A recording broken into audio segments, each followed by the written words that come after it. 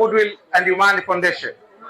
Taasisi ya Goodwill and Humanity Foundation imeanzishwa kwa lengo la kusaidia mayatima, wazee, wagonjwa na walemavu. Kwa leo tunapenda kutoa shukrani zetu kwa serikali, kwa kada tofauti ambazo wamefika katika eneo hili kushirikiana watoto kuweza kufuturu pamoja.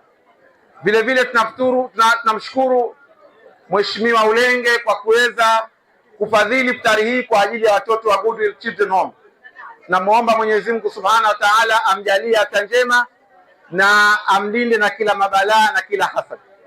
Vile vile napenda kuwashukuru mashehe na wazee ambao wamejitokeza kuendelea kushirikiana na sisi katika mwendelezo huu wa kila mwaka kuweza kuandaa iftari ya pamoja kwa lengo la kuweka pamoja Watanzania katika kuimarisha amani, upendo.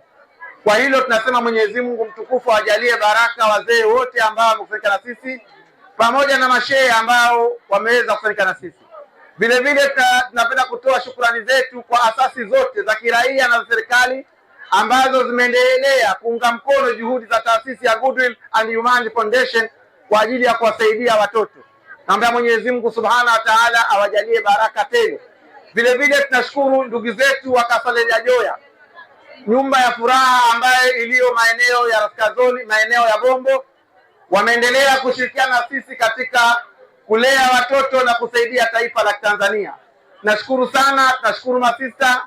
Mwenyezi Mungu awabariki sana. Tunashukuru wetu wa Tanzania, na mwisho tunasema Mungu ibariki Tanzania, Mungu ibariki Afrika. Wassalamu alaikum wa rahmatullahi wa barakatuh.